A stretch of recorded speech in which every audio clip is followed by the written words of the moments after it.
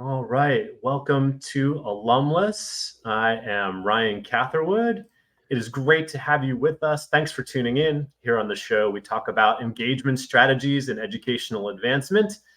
And Alumless is a CMAC production. I, of course, am here joined with Mr. CMAC himself, Chris Marshall. How's it going, Chris? Good. Is that animation that I saw part of the recording now that people will see, or? I think honestly I blew it right there. I tried to hit record and then hit the animation button but let's play it again just because we have a new logo and we have Look at that. Yeah. For those listeners who haven't seen it, you have to check out the page real quick. Follow us on the CMAC LinkedIn page and tell us what you think about our new logo and our new motion graphic. We are stepping things up here in the world. Paid for a little graphic design work, and I think things are moving in the right direction. We've really professionalized this thing. I think you should have just said that you created this all on your own. You learned the software, you downloaded all the right stuff, and I am dangerous with Canva. It's what I got. But we are incredibly grateful, before we get too far into the show, to thank our fantastic sponsor, Protopia. Protopia is a excellent new startup within our space with some great clients. And the role of AI in today's advancement shop is on the front burner for every senior leader these days. It's not just ChatGPT. For the last 3 years, Protopia has helped universities partner like Duke and the London School of Economics scale engagement using AI to engage alumni and donors. And Protopia's technology enables simple, scalable engagement across the 4 case modes for engagement without ever asking a student, alum, or donor to sign up for something new. It's a lead generation tool for advancement while also a valuable resource for the campus community. Visit protopia.co/alumless for more information and to check out all about the technology. Okay. So, Chris, before we get going, and we're going to bring Rob Shoss out here for the day, I have a question for you. Behind me, I'm in the middle. I'm at the inn at Swarthmore College. I think the first R is not pronounced. Actually, it's Swarthmore. Actually, if you're a Swati, as they call themselves, you actually expect to hear the first R. Swarthmore. Is that right? Okay, so I did not know that, and I've been trying to figure out whether that first R is pronounced or not. It sounds like it depends. It's a consultant thing. It depends. But here's my question. You walk into a hotel room and there are 2 beds, like there are behind me. I'm like smack in the middle between 2 beds. Do you pick the same one every time? Do you pick the left one or the right one, or does it vary depending on your mood or the setup of the room? Closest to the window, always. Closest to the window. Okay, we'll have to ask Rob the same question. I am always a left bed guy. I don't know why, but I guess it's the side of the bed I sleep on at home. And I don't know. I just thought I would ask you about that one. But we are here. Like Zach Galifianakis, between 2 ferns. You're between 2 beds, between 2 ferns. Yeah. But it's great. I'm actually here in Philadelphia area, and it's the Washburn and McGoldrick Back to School Retreat, which I'm really excited about. Tomorrow and Wednesday, and tomorrow is Wednesday. We're actually recording this early. We are not live today. I did not point that out. We are pre-recording. So folks, if you are listening to us Friday at 11:30 at our normal time, you can post some questions in the LinkedIn event, and we will definitely be able to respond to them. But we are not going to be able to see those questions in real time. But so, Chris, as you think about the Washburn McGoldrick Back to School Retreat, what are you thinking about, and what sort of are you looking forward to? Yes, I think most of our listeners know that CMAC partner company is Washburn McGoldrick. When they need alumni engagement support, they bring us in, and when we have broader development projects, campaign studies and that, like, we bring them in. So it's a nice back and forth, and they meet a couple times a year as a full staff. They have about a dozen people to our 4 or 5 people, and we get together these few times a year, and it's just fun because in a consultant role, you're off on your own all the time, and you're constantly fighting the loneliness game. But when you get with your colleagues, you get re-energized. They're all really smart people. They know their business, and you learn from them every single time many of them speak. So I love that part of it. they're wicked smart. And the thing I'm most interested in for this conference, we have a session that you and I are going to facilitate tomorrow morning on the intersection or the combining of alumni engagement and annual giving, which we're seeing happening more and more. And we're going to start to peel away a little bit to get at how's it working, why is it working, should it work, and what needs to be in place for it to do so. So that'll be a fun session.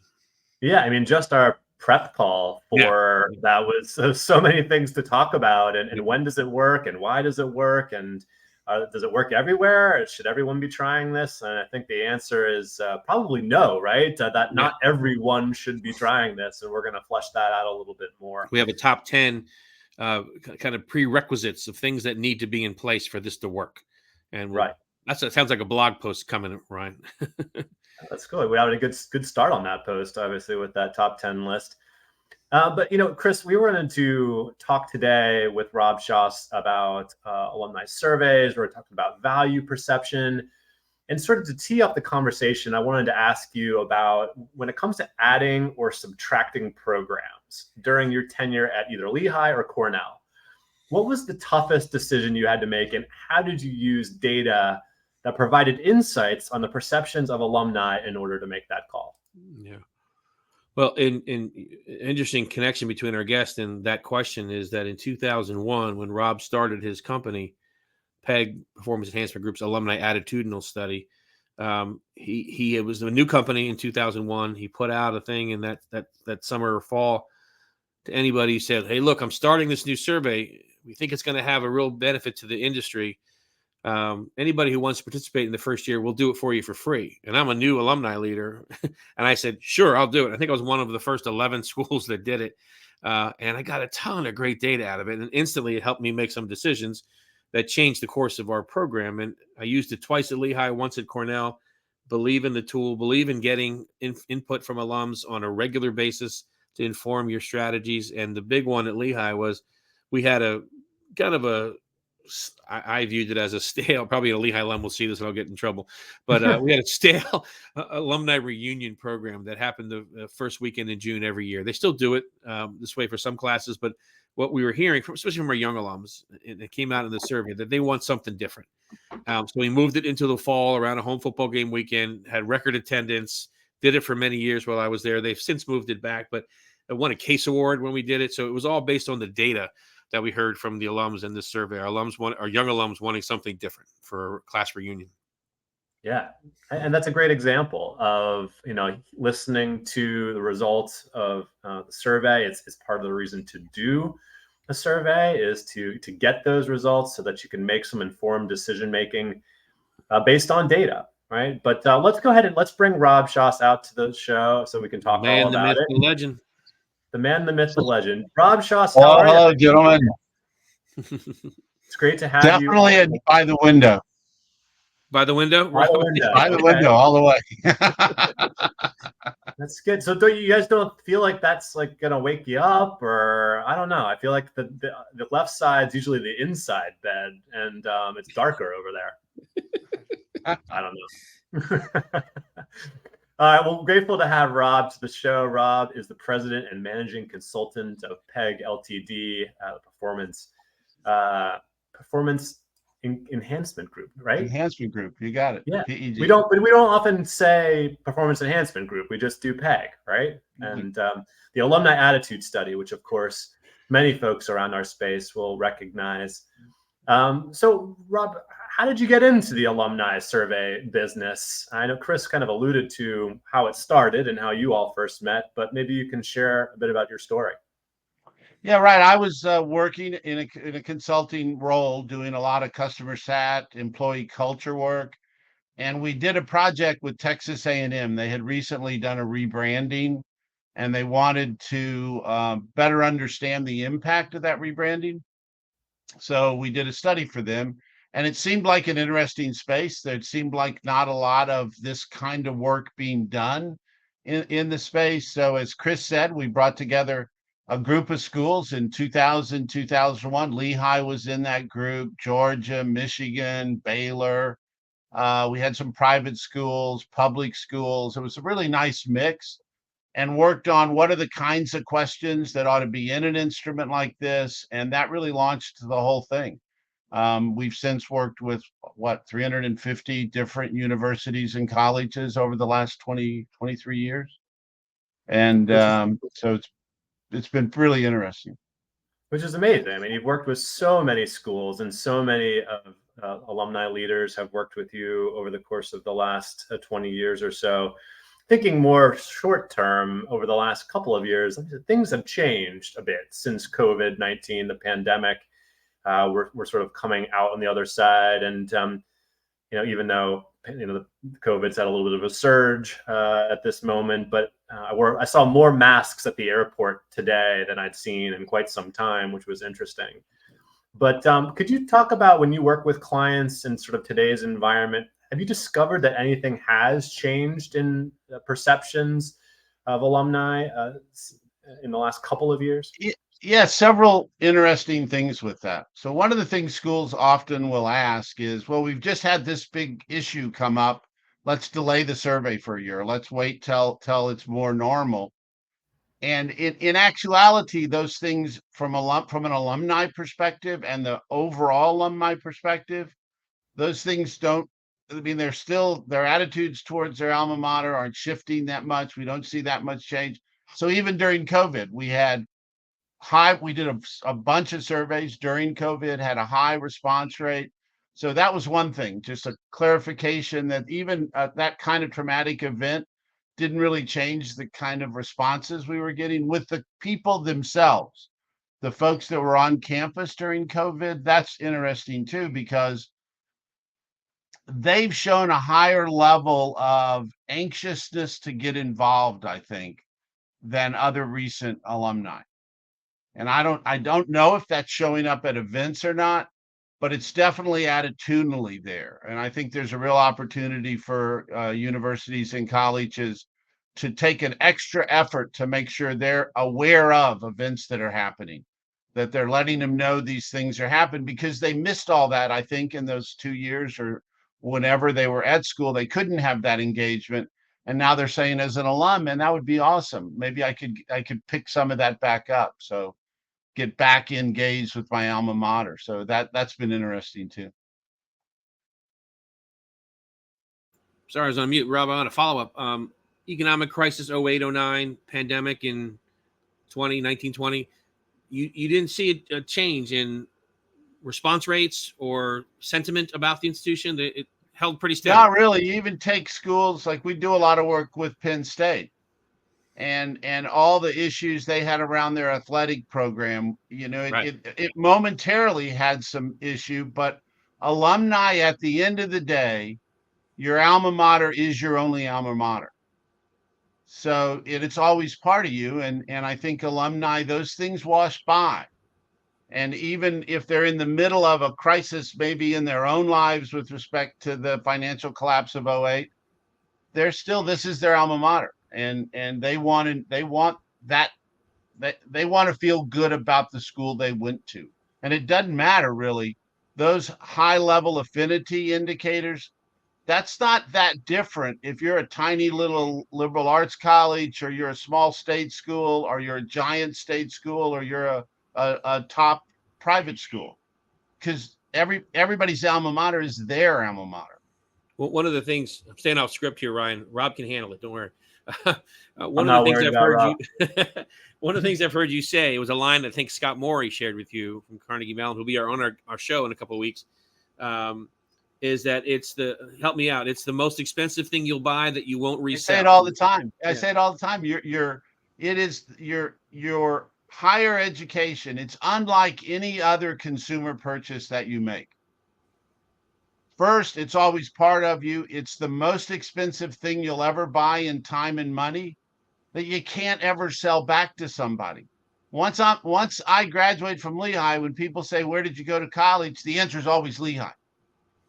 So I have a vested interest in that having meaning to people when they leave. So it's always part of me. Then it's always going to be intertwined in the political and economic circumstance that existed when I was there. If I can't get a job when I leave because the economy's terrible, I'm going to have some different sort of relationship issues than if the economy's on fire and everybody wants to hire me when I walk off campus. 100% true if you're a Lehigh grad, but if you're a Richmond or a Tulane grad, I don't know, Rob. It's a question mark. I'm teasing your two alma maters. I'm just joking, of course. Wash U is the other one. Wash U right. and Yeah. So Rob, let's talk about perceived value, and what does that term, that concept, mean to engagement professionals out there? What does it mean for you? Alumni, when we ask a question in a lot, maybe most of our surveys, how much do various things impact your opinion? We'll ask school rank and faculty accomplishments and research and all these things. Almost always, the thing that'll go to the top, if it's in the list, is value and respect for degree. Goes back to that issue of, it's always I want that to have meaning. When I tell people I went to my alma mater, I want that to have meaning. I want people to say, I know that school. I like that school. So that value and respect for degree always goes to the top. We call it equity of degree. The thing that's interesting about it, it's not like equity in a stock. If I own a stock, we all know, if we look at the ticker, we all know, is that stock more valuable today than it was a year ago, right? Because it's measured in cash, and we all know what more cash and less cash is. Equity of degree is not that. Every alumna out there might well define that value proposition differently. So part of what we try to do in our surveys is help our clients understand the construct of that value proposition for their alumni, and how that might be different for young alumni or alumni of color or alumni from engineering versus alumni from liberal arts, because those are the narratives that really can help, I think, people find the best ways to engage those folks. Rob, you've been doing this work for 20 years now, over 300 schools that you've worked with. I'm sure you've got a million different discoveries along the way, a lot of insights, but maybe you can just share a few of the insights you've discovered from surveying alumni at all these institutions. What kind of stands out as some surprising themes or trends? I think that equity of degree, obviously, that I just talked about. The other two that I would probably mention off the top of my head would be this connection.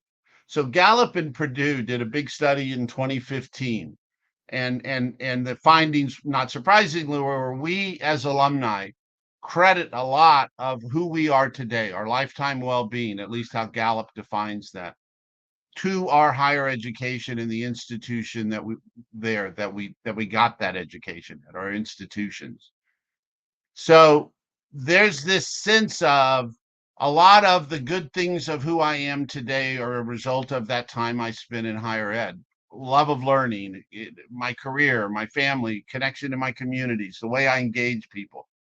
The thing we discovered that's interesting is that's also highly connected to or highly cohesive to affinity. So we ask a series of questions that define affinity: decision to attend, willingness to promote, experience as an alum, overall current opinion. We build them into an index. And of all the questions you might ask in a survey, the ones that speak to how well did this experience prepare you for your life tend to have the most connection to that. And the thing that's even more interesting about that is there's a learning curve. People figure it out over time. So now if you connect those dots, now well, here's this thing that's highly connected to affinity, and there's a learning curve, so I can maybe do things to accelerate that learning curve. Like so I want my older right? Alumni, any chance I can get to tell younger alumni, hey, I didn't always get it, but when I was a student, I could speak to faculty and I felt really comfortable with that. And they were really like my boss. So when I went out in the world, it was always easy for me to talk to bosses and not the guy next to me. And that's because of the experience I had at my university. And if they can articulate that and younger alumni hear it, they may say, hey, that's true for me. I never thought about that. You're accelerating that learning curve. The other would be, we tend to judge events, the quality of an event, often by the number of people that walk in the door. We do that because we can. It's easy to count the heads. And it matters, right? If you get people to do something, they're more likely to do something else. So you really want that, you want more people to show up. Turns out, though, we see over and over and over again in our work that alumni, even though they never go to one of those events, there's this intrinsic value to them in knowing those events are happening, that their alma mater has vibrancy, that things are happening, that alumni are going to events and maybe good things are happening to either that person or because they're at the event to the institution that they want the equity of a degree to go up for. So that we call it the kind of the paradox of event attendance, that most people will never show, but yet they really care about it. And to get invited is incredibly important, right? They want to receive those communications. And it's also, and it's different sometimes. Sometimes it's the younger alumni that feel that more intensely than, say, older alumni. And a lot of our clients have now started after an event to send out a follow-up email to alumni, especially younger alumni. Sorry you couldn't make it. Here's some pictures of stuff that happened. Oh, and by the way, at an event we had 6 months ago, these two people met and they've started a new company. Just thought you'd like to know. Go ahead, Chris. Rob, one of the surprises I've seen in a couple of results, and I'm curious if this is true across the 350 or so that you've done, is that the success of athletic teams in the couple I've looked at is way lower than I would have expected it to see. Is that hold true for even large publics with a major football powerhouse program? Yeah, absolutely. And it's in that issue is often embedded in that, how much do things impact your opinion? Right. And so it'll be successive athletic teams. And I think that it's kind of connected. You remember, like, I don't know, 10 years ago, 6 years ago, I don't even know if they're still doing it, but the NCAA took this tack in their advertising on for college athletic events. And they would show like a school teacher and a doctor and a business Not all of them person go pro, but just in something else. And they'd say all of our athletes are going to go pro and be leaders in your community, but some of them might also go pro in their sport, but they're all going to be pros and leaders because that's what they're learning. And I think in part they did that because they were probably not looking at data that dissimilar to mine, because that equity of degree is more. Now, when you talk about equity of degree, success of their team is embedded in that probably, but that's fun. That's a fun part of it. That gives them an opportunity to promote and to brag about their school. But it's really, did that thing prepare me for my life? And is it sort of fundamental to who I am? Really is the driver, I think. There's some cognitive dissonance embedded in that, probably too. I don't want to be the guy that says athletics is the biggest thing. I'm going to say it's all about academics, but I think that's less of an effect than this equity of degree deal.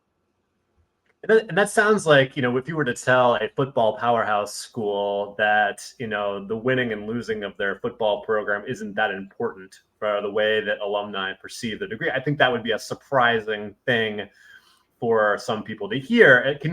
I'm sure you could confirm that, but also, are there other things that you've noticed surprise alumni and alumni leaders or advancement leaders as a result of their survey? Can you think of any examples there? Yeah, clearly that one. In fact, I've presented one football weekend at a big powerhouse school, and that was kind of in the bottom part of that impact statement. They said, you must have the wrong data up there. And I had just listened to their president talk about two major research initiatives they were doing for an hour. And the whole board was excited. And I said, we're pretty careful to have the right data for the school. So I'll check and make sure, but I'm pretty sure that didn't happen. Well, check on the data, yeah. But I just was in here for an hour with the most active alumni on campus, the alumni board, and you had the president, and he talked about all these kind of things the school's doing, and nobody asked about the team. So, I mean, and then they kind of said, well, yeah. So there was kind of evidence these other things really matter to us too. But the question you asked, what makes that interesting, Ryan, to me, is it shouldn't be. if I presented survey results to somebody and they said, "Oh my God, I can't believe our alumni think that," and they're spending their full day every day talking to alumni, Yeah. I'm worried I got to bust in the data. Right. They should have a sense of what's going on with their alumni. What we do is give them the narrative that's underneath that equity of degree. What are those persona constructs? What are the things? And that often is surprising, that there are specific things relevant to their alumni of color that are unique and different and maybe can help them be better at getting those folks more engaged. There are specific things to younger alumni and energy levels. And I think those kinds of things they are often surprised about. But the kind of the core stuff, probably not like, oh my God, I can't believe that's true. Chris, you've worked a lot of schools, right? I've worked a number of schools now. But do you think most schools, when they're calling the shots on making decisions about programs, what to start, stop, are they making data-driven decisions? Is that something that more schools ought to be doing more of? What are kind of your thoughts there?